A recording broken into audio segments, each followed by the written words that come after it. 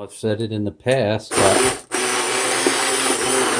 I told you I would never tell you how I make my sauce, but you can watch a little bit. Here, let's pause for the cause as we get this all blended up. All right, we just finished mixing it up. Sorry for the noise.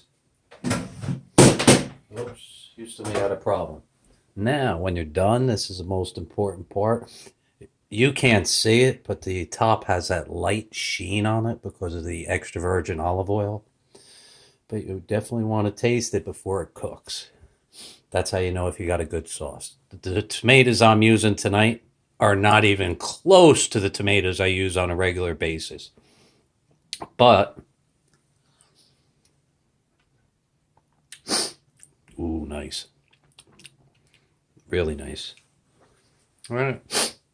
I'll cook that at about 250 for 24 hours, and I'll jar it tomorrow. And that's my sauce. Love it.